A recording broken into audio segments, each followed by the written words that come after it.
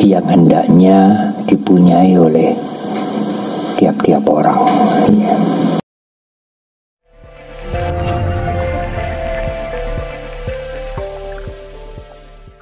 Ibu, bapak, dan saudara-saudara,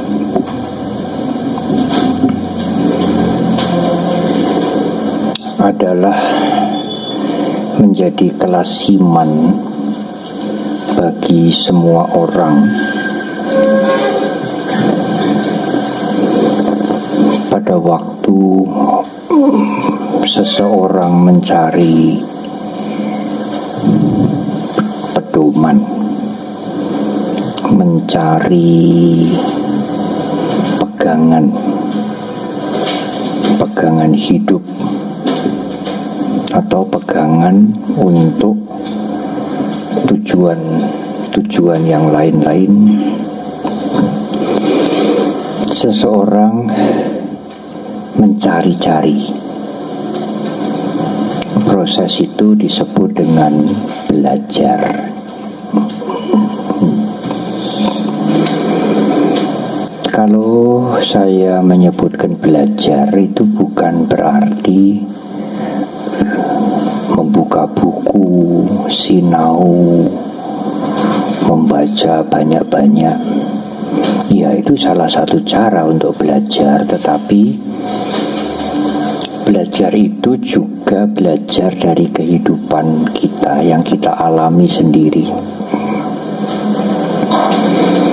Belajar itu juga melihat lingkungan, melihat teman-teman kita, melihat masyarakat, melihat lingkungan. Itu juga proses belajar.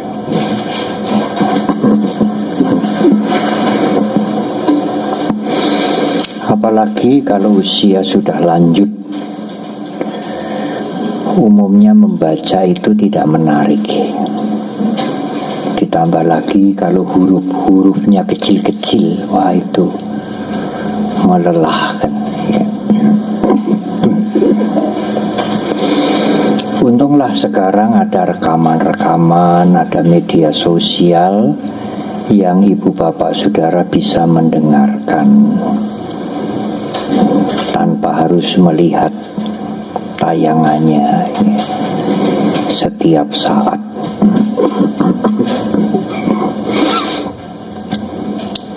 Dari belajar itulah yang di dalam bahasa Pali disebut bahusuta.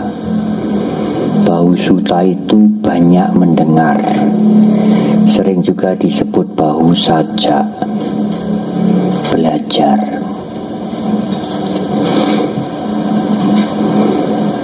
Karena mungkin zaman dahulu tulisan masih jarang, ya, rekaman buku-buku masih jarang, orang belajar dari mendengar, mengamat-amati. Dari belajar itulah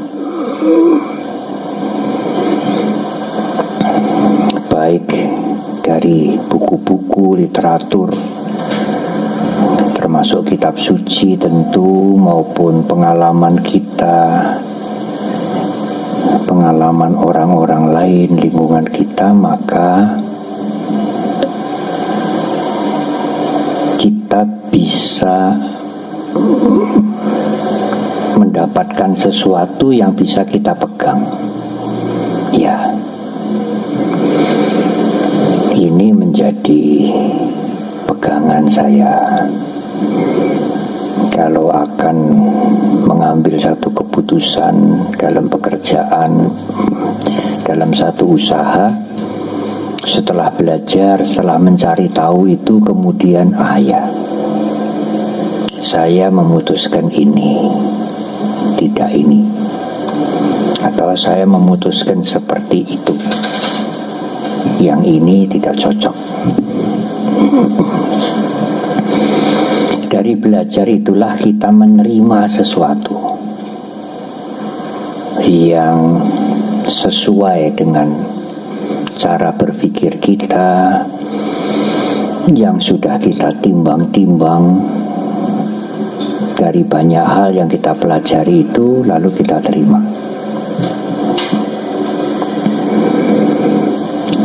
Apakah cukup? Menurut Dhamma belum cukup. Ya. Saddha, keyakinan, yang sering diterjemahkan faith, yang umat beragama lain menerjemahkan iman, yang diyakini, yang diimani sebagai satu pedoman hidup. Itu setelah seseorang mencari-cari, menimbang-nimbang, mempelajari berbagai pandangan, kemudian menerima, ya, ini menjadi pedoman saya, ini saya imani, saya menerima ini dan ini saya imani, ini keyakinan saya, saddha.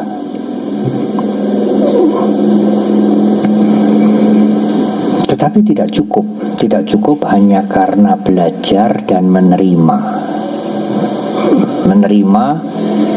dari yang dipelajari itu, yang sesuai dengan dirinya, lalu dijadikan sebagai pedoman, sebagai keyakinan yang diimani. Tetapi dua unsur ini tidak cukup.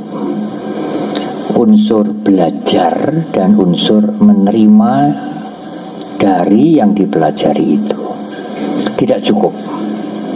Ada unsur yang ketiga, yang diyakini atau yang diterima itu harus mendorong dia, memotivasi dia untuk melakukan seperti yang dia pedomani. Kalau dia belajar kemudian mudeng, yang lain dia tidak bisa terima, ada sesuatu yang dia bisa terima. Untuk ajaran Buddha saya bisa terima. Bagus. Tidak ngoyo-woro, bukan tahayul. Luar biasa, saya terima. Kalau hanya itu saja, apa gunanya? Anda hanya sebagai pengagum ajaran Buddha, tidak lebih. Ajaran yang Anda kagumi itu tidak bermanfaat apa-apa dalam hidup Anda. Tidak ada perilaku yang berubah, yang kayak dulu ya begitu-begitu terus, ya. Tidak ada manfaat yang dirasakan dari yang diimani itu. Maka saddha atau iman seperti itu menurut Dhamma bukanlah saddha. Karena saddha harus mengandung, harus mempunyai unsur yang ketiga, mendorong seseorang, memotivasi seseorang untuk praktek. Tanpa praktek ya tidak ada manfaatnya. Sama seperti seseorang yang senang makanan tertentu, yang paling gampang ya. Kalau contohnya tentang bangunan, tentang otomotif mungkin sulit. Kalau makanan gampang. Senang dia. Lalu ingin tahu bagaimana caranya, apa bahan-bahannya, masaknya bagaimana. Dia sinau, dia melihat rekaman-rekaman. Tapi dia sendiri tidak pernah mencoba masak. Ya tidak mendapat manfaat apa-apa. Tidak pernah merasakan masakan yang dia masak sendiri dari hasil sinau itu. Nah, kalau dia kepengen masakan itu ya masih tetap beli seperti dulu. yang dia pelajari sampai ngerti betul, jelas, tidak ada gunanya. Ya hanya ngerti saja. Itu bukan iman Buddhis, itu bukan sadha. Karena tidak mendorong Anda, tidak membuat Anda untuk praktek. Praktek dari apa yang Anda pelajari. Anda tidak bisa dikatakan beriman secara Buddhis, tidak bisa. Karena Anda tidak melakukan apa-apa, hanya belajar saja. Ya, Anda mengagumi, menghargai agama Buddha, tidak lebih dari itu. Tetapi sebaliknya, ada seseorang yang tidak mencari-cari dulu, tidak sinau dulu, tapi menerima dulu. Dia menerima dulu. Karena mungkin unsur orang tua. Kalau orang tuanya beragama tertentu, ya anaknya sejak kecil dididik atau diajari beragama seperti orang tuanya, bersembahyang, berupacara, masuk sekolah ya yang sejalan dengan agama itu. Jadi sejak kecil ya dia menerima. Misalnya agama Buddha, ya dia menerima agama Buddha. Karena keluarga, karena faktor orang tua, atau karena hidup di negara yang mayoritas umat Buddha. Ya dia terima itu sebagai kelasiman di masyarakat. Tidak apa-apa menerima dulu, senang dulu, terima dulu. Tetapi kemudian harus belajar mencari tahu yang sudah diterima itu apa, bagaimana. Boleh aja Anda menerima dulu. Aku senang agama Buddha, aku menjadi umat Buddha. Boleh saja, karena berbagai macam faktor. Karena melihat upacaranya, karena melihat sejarahnya, itu juga proses belajar hanya sedikit. Atau karena orang tua yang mengarahkan. Boleh saja terima dulu. Saya punya keyakinan terhadap agama Buddha. Saya terima agama Buddha. Tetapi jangan hanya menerima saja. Selanjutnya, carilah tahu yang Anda terima itu apa, bagaimana, seluas-luasnya, sejelas-jelasnya. Jadi menerima dulu, baru mengerti. Dan jangan lupa unsur yang ketiga, membuat Anda terdorong, termotivasi untuk melaksanakan yang Anda mengerti. Baru Anda beriman secara Buddhis. Bukan sekadar mempelajari atau mengerti agama Buddha. Mengimani agama Buddha itu ya mempelajari, menerima, dan melaksanakan. Atau dibalik, menerima, kemudian mempelajari, melaksanakan.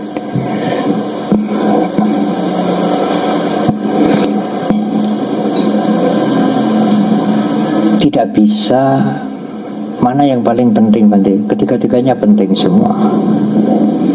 Bagaimana melaksanakan tanpa mengerti? Bagaimana melaksanakan tanpa menerima? Sangat tidak mungkin. Bagaimana menerima tanpa melaksanakan? Tidak ada manfaatnya. Bagaimana belajar tidak menerima? Ya, seperti saudara-saudara kami lintas agama, banyak yang mempelajari agama Buddha tapi tidak menerima ajaran agama Buddha sebagai keyakinan, hanya belajar saja. Apalagi dengan medsos, dengan YouTube, banyak orang sekarang mempelajari agama Buddha. Sebatas mempelajari, ada yang menerima, memahami sebagian, ada yang tidak bisa menerima, belum tentu melaksanakan juga. Bahkan menerima pun tidak, hanya sekedar ingin tahu apa itu agama Buddha itu apa toh. Kalau dengan mempelajari itu lalu dia cocok, dia menerima, lalu mencoba-coba melaksanakan, ya dia mulai beriman Buddhis.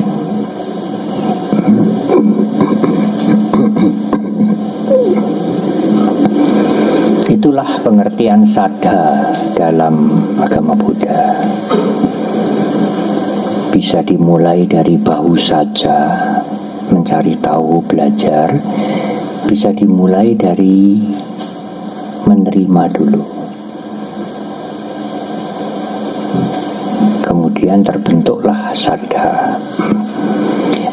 Mengerti, menerima, atau menerima dengan mengerti, dan pati-pati itu berusaha untuk praktek.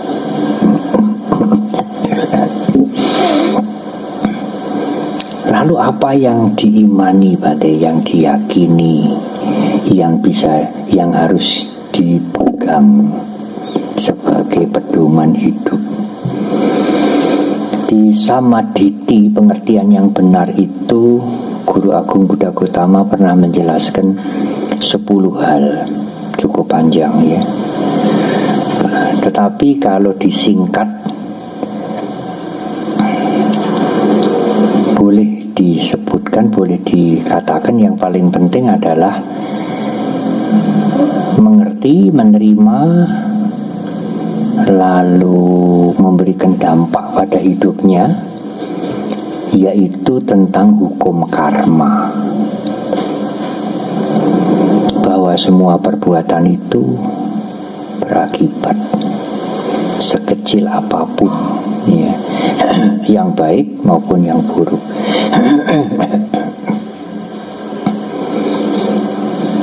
Ini sangat penting. Bahkan dari anak-anak hal itu harus dimulai, diberikan oleh orang tuanya dengan contoh-contoh yang sederhana.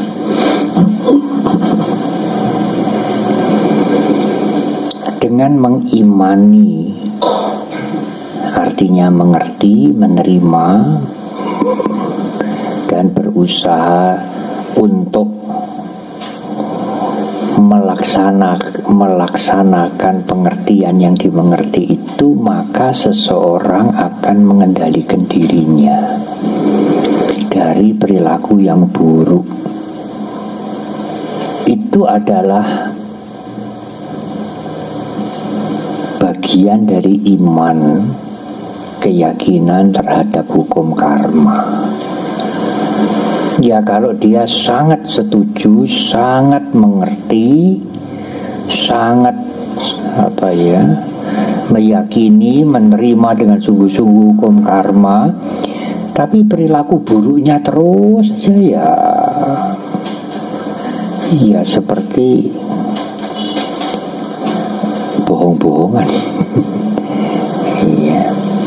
Padahal dia mengerti keburukan itu membawa konsekuensi, membawa akibat. Kebaikan juga membawa akibat, membawa manfaat. Ya. Oleh karena itu, dengan mengimani hukum karma, maka dampaknya adalah berhenti berbuat yang buruk. Buruk itu aku salah kama. Tetapi juga ada perbuatan jahat. Yang jahat itu mesti buruk. Nah, yang buruk itu belum tentu jahat ya Bante. Ya, belum tentu, tapi hati-hati, bisa menjadi jahat juga.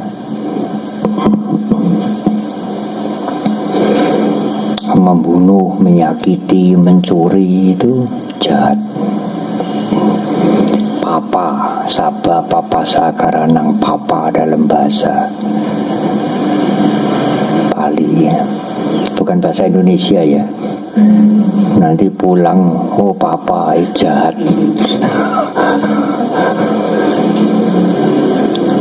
Apa contohnya yang buruk tapi tidak jahat? Tapi tidak boleh dicontoh meskipun tidak jahat. Minum minuman keras. Uang saya sendiri Bante, dan ini hasil dari pekerjaan yang tidak melanggar hukum, tidak melanggar dhamma. Saya membeli minum. Siapa yang saya rugikan? Ya kalau sedikit ya tidak ada yang dirugikan. Juga mungkin di negara barat yang dingin itu perlu minum supaya hangat. Tapi kalau itu menjadi ketagihan, lalu sampai mabuk, wah itu menimbulkan masalah di keluarganya. Contoh yang tidak baik bagi anak-anaknya. Omongannya juga bisa tidak karu-karuan. Lalu minuman keras itu punya teman-teman. Temennya ya seks bebas, ngomong tidak karu-karuan, bisa mencuri juga. Nah menjadi jahat. Yang buruk itu bisa menjadi jahat. Karena itu hati-hati dengan perbuatan buruk, bisa menjadi jahat. Nah itu harus dihentikan.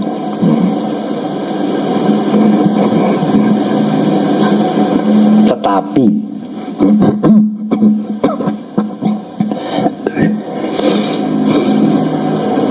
kalau tidak hati-hati, kita sering kepleset, tergelincir. Iya, saya tidak senang menyakiti hati orang lain, apalagi menyakiti fisik, menipu, ya kejahatan-kejahatan. Yang buruk pun saya tidak. Tetapi kalau Anda melihat orang lain berlaku buruk, suka menipu, menghina, mencuri, lalu Anda benci. Nah benci itu buruk. Anda boleh tidak senang pada perbuatannya, tapi jangan benci pada orangnya, supaya Anda tidak berbuat buruk yang merugikan Anda sendiri. Iya Bante, kalau dia berbuat buruk pada orang lain, ya saya tidak benci, tidak senang perbuatannya. Tapi kalau dia menjahati saya, wah ini sulit. Sulit untuk tidak membenci orangnya ya. Dulu waktu saya sering ke Jakarta, kalau perayaan Waisak di Wihara Besar Mahayana Mahaviragraha itu diselenggarakan perayaan Waisak besar. Wiharanya Biksu Prajnawira yang di Semarang ada di Marina. Tokoh-tokoh lintas agama diundang, pejabat-pejabat diundang. Yang rajin datang itu Pak Kwek Kian Gi. Waktu masih jadi menteri, waktu tidak jadi menteri juga rajin datang dan memberi sambutan. Dalam sambutannya itu beliau cerita, Bung Karno itu tidak senang penjajahan, menyengsarakan orang, mengambil harta negara lain, menindas.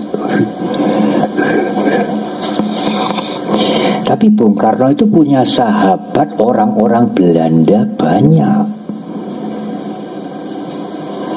Yang gak disenangi itu perilakunya menjajah itu loh. Tapi dengan orang-orang Belanda, Bung Karno tidak benci, bahkan belajar hal-hal yang baik dari orang-orang Belanda.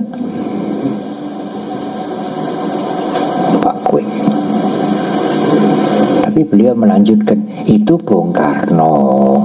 Kalau saya ora seneng perbuatannya, ya benci karo orangnya, sisan gitu ya. Kalau saya ndak seneng sama perbuatannya juga benci pada perbuatannya, ya benci pada orangnya. Saya ndak bisa seperti Bung Karno.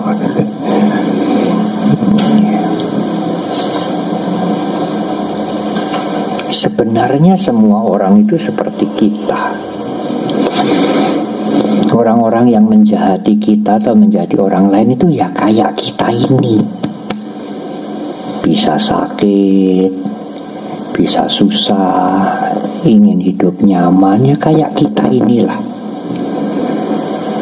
Kita ya tidak mau disengiti, dibenci, yang lainnya tidak mau. Ya mbok kita tidak usah membenci dia.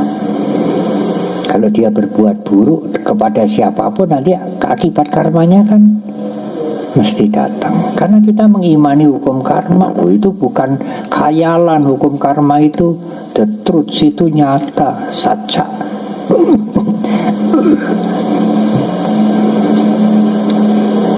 Apa kita lebih baik toh dari dia? Lebih baik, lebih mulia, lebih suci dari dia? Belum tentu juga.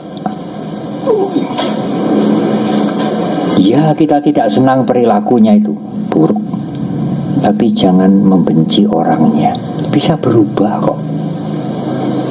Sejahat apapun bisa berubah. Di zaman Sang Buddha ada Dewa Data, ada Anggulimala. Dewa Data waktu saat terakhir mau meninggal juga berubah pikirannya, menyadari kesalahannya. Anggulimala pembunuh itu bisa menjadi arahat, dan banyak lain lagi. Ambapali yang sekarang disebut pelacur begitu ya, dia mencapai kesucian juga. Anagami atau Sotapati mungkin. Ambapali. Oleh karena itu berusahalah untuk membedakan perilaku seseorang dengan pribadi orang itu.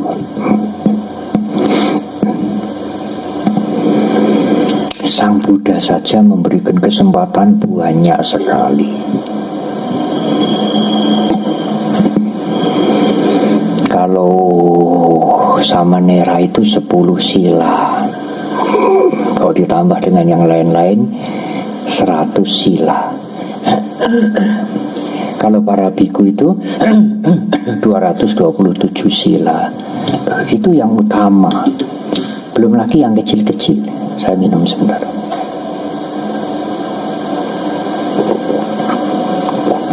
Seperti memakai jubah dan lain-lain, itu di luar yang 227 itu, membuat jubah dan lain-lain. Tetapi kalau ada pelanggaran, ada biku yang melanggar, Sang Buddha membuat winaya itu supaya biku-biku yang bertujuan untuk hidup sederhana, membebaskan kotoran batin, mencapai kesucian itu ada pagar, agar tujuannya itu tercapai. Kalau nggak dipagari banyak sekali rangsangan-rangsangan, temptation, apa itu, gangguan. Tetapi kalau ada pelanggaran, Sang Buddha memberikan kesempatan untuk perbaikan terus. Dari 227 itu yang fatal hanya 4. Artinya salah satu dari 4 ini kalau dilanggar, dilakukan, dia bukan biku lagi. Hanya 4 loh. Dari 227 itu kalau 10% 22. Kalau 5% 11. Ini 4, tidak sampai 5%. Kalau 5% 11, 4 itu 3%. 3% kira-kira. 3% dari 227 peraturan, yaitu melakukan hubungan seksual dengan siapapun, membunuh manusia, membunuh nyamuk, kebiguannya tidak hilang. Maaf, membunuh ayam pun belum hilang. Membunuh manusia atau menganjurkan orang bunuh diri. Mencuri yang kalau dilaporkan polisi, polisinya mau bikin BAP. Kalau lapor, biku itu ngambil permen saya 1 butir, polisi tidak mau bikin BAP. Kalau polisi mau bikin BAP, dia sudah melakukan pelanggaran berat dan menyatakan dirinya sudah suci, sotapana, sakadagami, termasuk mencapai jana. Hati-hati itu. Kalau itu dilakukan dari 4 ini, salah satu aja, bukan 4-4-nya, sekali saja, dia bukan biku lagi. Apakah itu bukan kasih sayang Sang Buddha yang begitu besar? Kesempatan yang diberikan Sang Buddha untuk yang begitu besar. Ayo, perbaiki, ayo perbaiki. Ya kamu gagal, perbaiki. Asal tidak yang 4 ini loh. Kalau yang 4 ini sulit, seperti orang yang dipotong lehernya, tidak akan hidup lagi, kebikuannya hilang. Seperti kaca yang tidak bisa disambung lagi, ya, hilang. Nah, demikian juga kita. Siapapun yang melakukan kejahatan, siapapun yang berbuat buruk, termasuk pada kita, ya kita tidak senang. Kita punya sikap yang jelas, itu buruk, akibatnya tidak baik, saya tidak suka. Tapi saya tidak membenci orangnya. Kita harapkan semoga dia menjadi baik. Saya tidak bisa lagi bantai tegur sapa, tidak bisa lagi kerjasama, ya tidak apa-apa. Tidak bisa tegur sapa, tidak bisa kerjasama karena dia sudah menjahati saya, ya tidak apa-apa. Tetapi jangan membenci. Di Karania Metta Sutta kan disebut, itu Sang Buddha memberikan toleransi besar sekali. Dalam terjemahannya yang sering diucapkan, jangan karena marah atau membenci. Kalau digunakan kalimat yang lain, kalau Anda terlanjur marah dan terlanjur membenci, jangan mengharap orang lain celaka. Jadi sudah terlanjur membenci, sudah terlanjur marah, jangan harap celaka. Ya, dia melakukan keburukan, kejahatan, ya dia yang melakukan. Titenono ne karmane berbuah. Karena selamat kayak sami mawon itu sama saja menghadap orang lain celaka dengan menggunakan ayat-ayat kitab suci. Itu yang membuat kita tergelincir. Saya pernah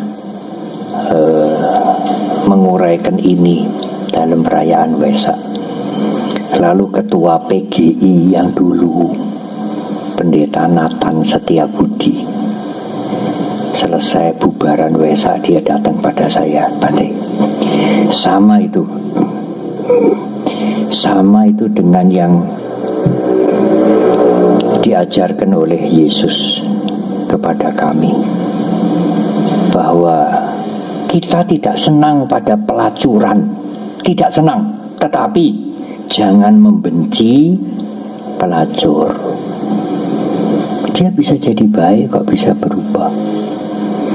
Dan tugas umat beragama, tugas pimpinan agama itu bukan menghancurkan orang, bukan menginjak orang sebagai hukuman, tetapi memperbaiki, mengangkat, memperbaiki dengan cinta kasih, dengan kasih sayang, dengan metta karuna.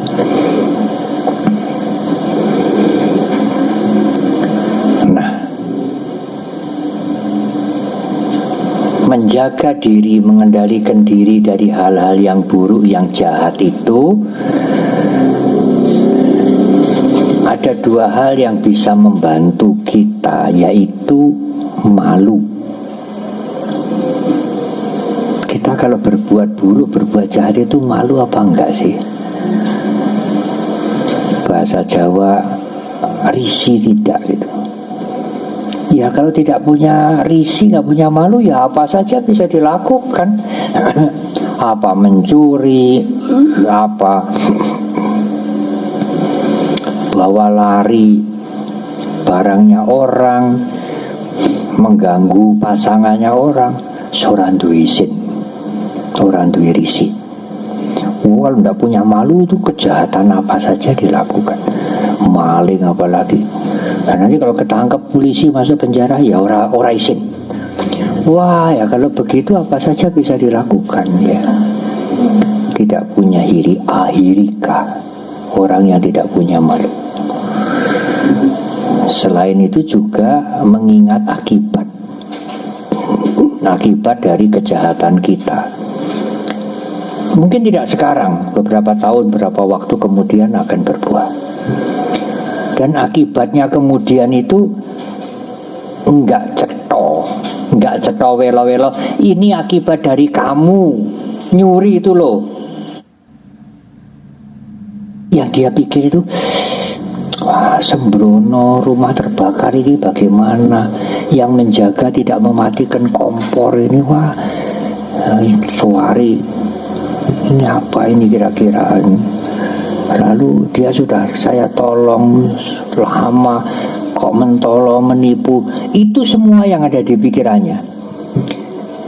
Dia tidak bisa menghubungkan janjane rumah terbakar saya ditipu ini akibat dari itu loh. Apa yang saya lakukan 5 tahun yang lalu itu loh, waktu saya ngakali orang ya, karena dia butuh, saya punya barang yang rada elek, tak dol ngeluarang banget. Itu akibat dari itu loh. Itu tidak bisa diketahui, karena pikiran kita tidak bisa melihat jalannya hukum karma. Yang kita lihat ya sebab yang pendek itu. Wah pembantu teledor sembrono, listrik ora dipateni, orang itu tidak tahu budi, sudah ditulung ngapusi apa-apa. Dia tidak bisa melihat ini akibat dari itu loh. Dia tidak bisa lihat. Bukan hanya dia, kita juga tidak bisa lihat.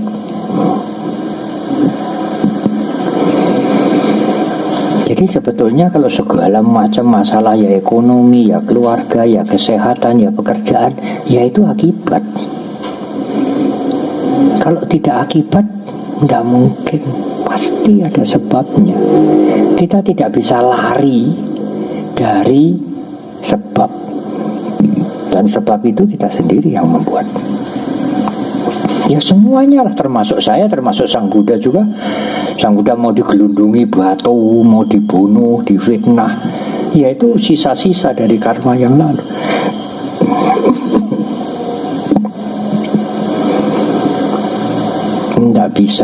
Tidak bisa ada jawaban lain. Kita mau berkelit bagaimana cari pembenaran, seolah-olah kita benar. Orang yang menipu, yang ngapusi itu yang salah semua, kita benar, kita jadi korban. Ya itu pembenaran. Sebetulnya ya itu akibat dari perbuatan kita sendiri yang lalu. Tetapi tidak hanya mengendalikan diri, memegang sila dengan dipagari, malu, iri, dan tahu akibat dari kejahatan itu apa. Tapi kita juga harus care pada orang lain, melakukan hal-hal yang baik untuk membantu yang lain. Loh Bante, membantu orang lain itu kan pilihan toh, suka-suka. Kalau suka bantu sama yang lain ya baik. Kalau tidak mau bantu sama yang lain, yang penting kan awake dhewe tidak berbuat jahat, kan cukup toh. Sebetulnya membantu orang lain, care, peduli pada orang lain itu sebetulnya bukan pilihan, bukan suka-suka. Itu keniscayaan. alias keharusan. Mengapa Bante? Mengapa? Lah kita ini tidak bisa hidup sendiri kok. Selain orang tua, ayah, ibu, saudara kita, ya saya ini membutuhkan banyak orang. Usia mendekati 70 ini berapa ribu orang, berapa ratus ribu orang yang membantu saya. Macam-macam. Apa bisa kita hidup sendiri?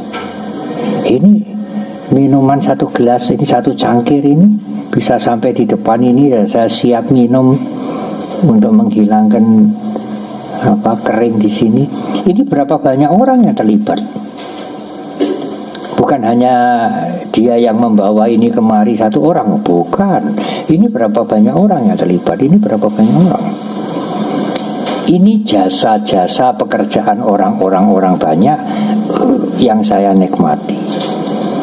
Orang-orang banyak itu juga membutuhkan yang lain, termasuk membutuhkan kita. Kita membutuhkan mereka juga. Paticca samuppada, saling membutuhkan. Oleh karena itu kita harus saling memperhatikan, saling membantu. Tidak bisa saya tidak mau. Saya sendiri tok, pokoknya tidak mengganggu orang lain. Ya, kamu tidak mengganggu orang lain. Tetapi bagaimana kalau orang lain tidak mau membantu kamu? Sama sekali.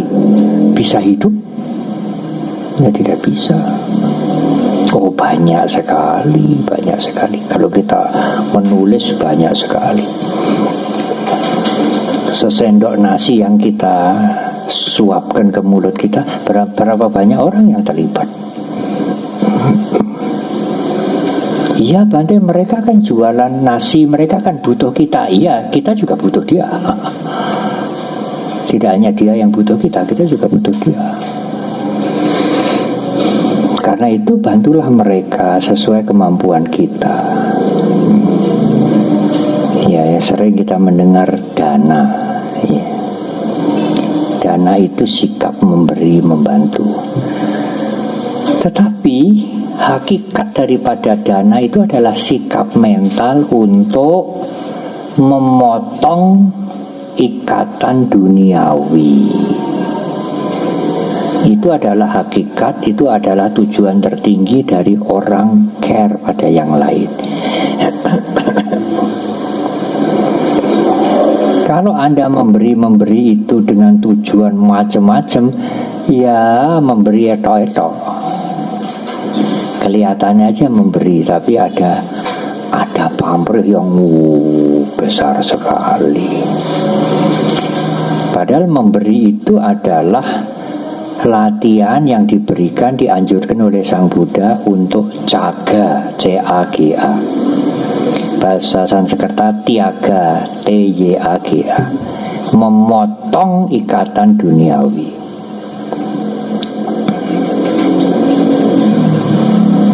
Itu memerlukan kebijaksanaan. Kalau kebijaksanaan Anda tidak berkembang, ya Anda menolong juga, tetapi pamrihnya banyak sekali. Itu jadi habit, jadi kebiasaan. Kalau Anda berbuat baik sesuatu itu pikirannya nagih. Misalnya ada bencana alam, ayo kita berdana meskipun kita sendiri kurang, orang ketang 5.000, 10.000. Meskipun tidak diucapkan pikirannya nak nagih. Ya supaya kerjaannya lancar, ekonominya tidak tersendat, banyak berbuat baik, mumpung ada kesempatan, selalu nagih. Mbok ndak usah nagih, wong akibatnya itu pasti kok. Kan kita yakin hukum karma. Buat apa nagih-nagih? Oh itu sudah pasti kok. Kita yakin seyakin-yakinnya karena bumi masih berputar. Kalau bumi tidak berputar, ambiar kita. Maka matahari besok terbit dari sebelah timur. Itu tidak usah diharap. Siapa yang mengharap besok semoga matahari terbit dari timur? Orang tidak waras itu. Tidak usah diharap, mesti dia terbit. Kalau kita berbuat baik, mesti nanti ada akibatnya. Orang usah diharap apapun. Mengharap membebani pikiran, nambahi beban pada pikiran. Nah, dengan cara itu memberi tanpa mengharap, kita ngetok ikatan duniawi. Kalau mengharap, ya kita ikatan duniawinya tambah kuat.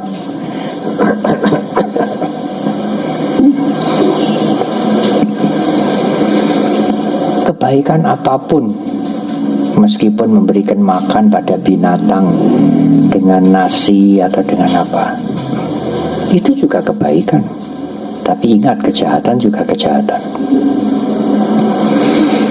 Lakukan itu untuk memutus ikatan duniawi, biar kita tidak terikat oleh duniawi ini. Loh, pandai. Memutus ikatan duniawi itu apakah harus menjadi biku? Kalau kami hidup bermasyarakat, berkeluarga, mencari makan, memberikan jasa, dagang, apa bisa memutus ikatan duniawi? Atau apa perlu memutus ikatan duniawi? Oh, perlu sekali. Itu juga keharusan, bukan sukarela. Mengapa? Karena perubahan itu satu saat kita dituntut untuk melepaskan semuanya. Dan itu berlaku untuk semua orang, semua umat beragama, semua suku, semua muanya. Karena berubah, karena hukum perubahan itu, karena kasunyatan perubahan itu, suatu ketika kita dituntut untuk melepas semuanya. Ya istri, ya suami, ya anak, ya rumah, ya nama, ya deposito, ya apa, semua lepas. Kemana? Ya sesuai dengan warna perbuatan kita, kemananya. Nah, kalau kita tidak punya latihan melepas, nanti kalau terjadi perubahan itu kita sengsara. Ingin menolak, apa bisa menolak? Ingin hidup terus, apa bisa? Kalau yang masih muda ingin muda terus, apa bisa? Kalau sudah terlanjur tua, kan ingin tua terus. Artinya tidak mau mati, ingin tua terus, apa bisa? Tidak bisa. Andai kalau begitu, memotong ikatan duniawi itu tidak harus jadi biku, tidak. Apa memotong ikatan duniawi itu nanti tidak jadi kere? Tidak juga, saudara. Tidak jadi kere, tidak. Itu sikap mental. Bukan membuangi barang-barangnya, ini saya tidak mau terikat gitu. Itu sikap mental kita. Kalau nanti terjadi perubahan, siap terima. Ya, memang itu adalah kenyataan dari alam semesta ini. Ada yang berkata begini lagi. Waktu saya masih SMP mungkin atau SMA, ada seseorang bertanya kepada seorang pandita, Romo, memotong ikatan duniawi, latihan untuk melepas, tidak terikat. Tiba waktunya terjadi perubahan, lepas. Apa bisa kita ini? Yang tidak punya ikatan itu kan hanya wong edan, orang gila yang tidak punya ikatan. Nanti dulu, apa orang gila betul-betul gila, tidak bisa berpikir waras itu loh, hidup menggelandang, tidur di emperan-emperan, bawa tikar, nggawa kloso amoh. Apa dia tidak terikat? Dia tidak terikat, Bante. Nanti dulu, betul. Ambil itu kloso amohnya itu, curi lalu diobong. Muarah dia, muarah sekali. Anda bisa dikelotor ya, dikelotor itu dikejar. sampai dapat mungkin Anda bisa dibunuh itu hanya karena kloso amohnya itu Anda ambil, Anda bakar. Bukankah itu kemelekatan? Wong edan itu punya kemelekatan. Bukan berarti nek wis edan, orang edan itu tidak melekat. Persoalan melekat atau tidak melekat bukan karena miskin atau kaya, bukan karena muda atau tua. Persoalan melekat atau bisa melepas adalah persoalan mental kita. Kalau tidak ada latihan ya sulit melepas. Sulit sekali. Kloso amo saja bikin marah dia. Padahal dia wong edan. Dia punya kemelekatan, attachment, upadana yang kuat sekali.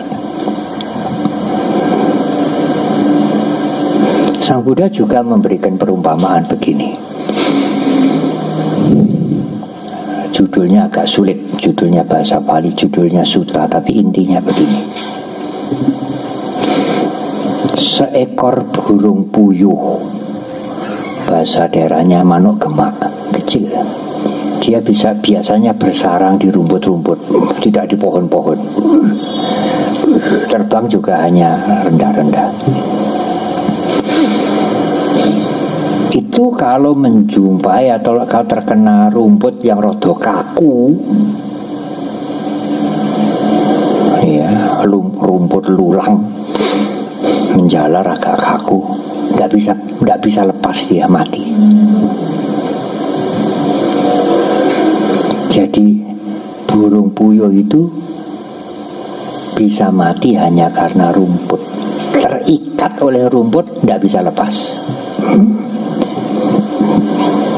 Tapi seekor gajah yang diikat kakinya dengan rantai yang gede, diikat di patok, dia bisa jebol itu patoknya, lepas.